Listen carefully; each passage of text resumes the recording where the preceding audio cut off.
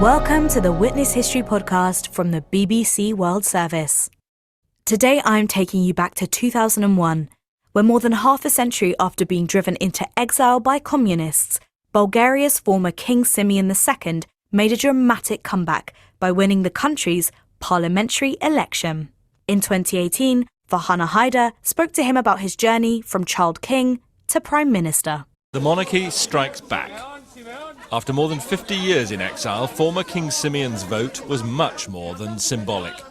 Bulgaria has chosen his national movement to form the next government. Bulgaria's former king, Simeon II, has claimed victory in the country's parliamentary election. Exit polls give his party more than 40% of the votes. Simeon Saxe-Coburg-Gotha, once a child king, became Prime Minister of Bulgaria after the fall of the Iron Curtain. He's been telling me about his remarkable journey. Having worn both hats, certainly monarchy is something much more flexible. I disappointed a lot of people who thought that this fact of becoming Mr. Saxe-Coburg and Prime Minister was outrageous. Simeon II was just a boy when he was crowned King of Bulgaria in 1943 at the age of 6, after the sudden death of his father. His uncle ruled on his behalf. Bulgaria was an ally of Nazi Germany, and after the war ended, the communists took over. And there was a coup d'etat and, of course, a new government. And after that came the period where my uncle and other regents, plus a number of people, were executed. And we stayed on till September 46, when a so-called referendum was duly organized with a very surprising result of 94% for the Republic, which we had never had in 13 centuries of our written history. So you can judge for yourself how genuine it was. And do you remember leaving Bulgaria and how you felt, having to leave? Yes, we left from this house, as a matter of fact, and then drove to the station which is next door, where we boarded the so-called royal train without going to Sofia, because the authorities were not too keen on showing us or having us turn up in public places. And what worried my mother and my father's sister, who left with us, was that they noticed that there were Russian soldiers along the very few kilometers from here to this little station. The whole Russian episode of the Romanov family was still much closer in 46, and they suddenly thought of the very worst. I mean, we would be taken somewhere and done in, but it didn't happen, obviously, since I can answer your questions here today. The family first went to Egypt, then eventually settled in Spain.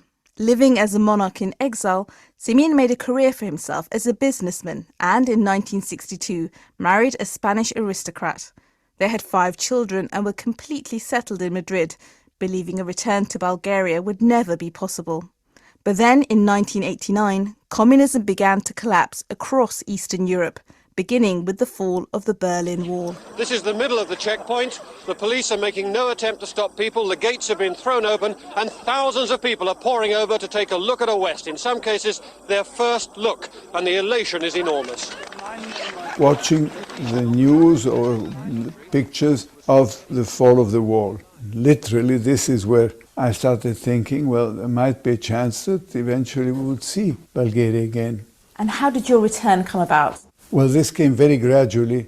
And so the first thing was my sister came in 91. Then in 93, for the 50 years of my father's death, my mother came. And again, I got the feedback from my mother. And quite honestly, a number of well-informed people sort of told me, with this type of wait and see attitude you have, you're going to miss the train of history. But Simeon did wait until 1996. The Bulgarian people had suffered under communism, and the transition to democracy had not been easy.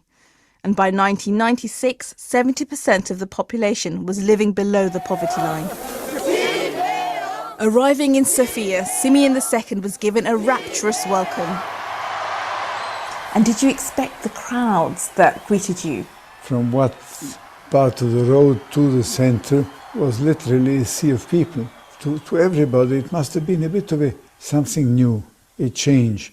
eventually link with the past. But the fact was that the crowd, if I can call it such, was extremely friendly and supportive. Why did you then decide to run for office? Had there been a restoration of monarchy, it would have been another thing. But as the question wasn't there, I thought that this might be a way to be more active than just be a sort of a very nice and passive symbol. Economic issues were the focus of the 2001 Bulgarian parliamentary elections. Simeon II campaigned on ending corruption. He promised a new style of rule. Any official suspected of lining their pockets would be sacked immediately, and a strict moral code would be introduced into business. To begin with, to me, it was something which was against everything I had been taught over the years as a child, and later on, that the king had to be supra partes, that the king wouldn't meddle in direct politics. So there one had to literally put these teachings or beliefs or traditions apart and say, well, that's the situation, we have to act differently. So that was one thing which cost me personally a lot of hesitation or sleepless nights. More than half a century after being banished from Bulgaria, his Simeon II National Movement Party won an overwhelming victory in the general election. Swept to victory on a wave of popular feeling.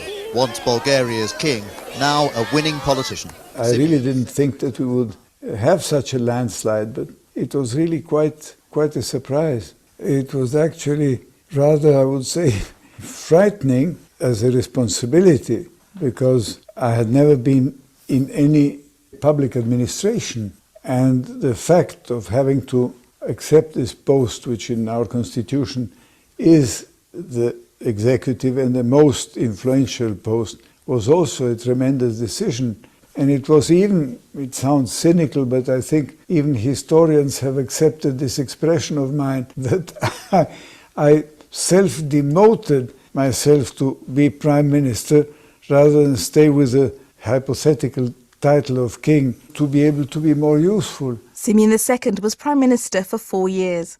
After the 2005 elections, his party formed a coalition government with the Bulgarian Socialist Party. I mean, you have had a very unique role as a monarch and then as prime minister. What has this unique position taught you in life? My view is obviously a personal one, but having, as you say, worn both hats, I couldn't say that there is one single system which is the best period. But that certainly monarchy is something much more flexible. The politician, which I have been, works with sort of 4 years term or 5 years term. The king is actually with the generation. So you think with 25 years ahead roughly, and not every 4 or 5. That in itself is a great advantage. And then the neutrality. In the 21st century, do you think it's important for the monarchy to be progressive?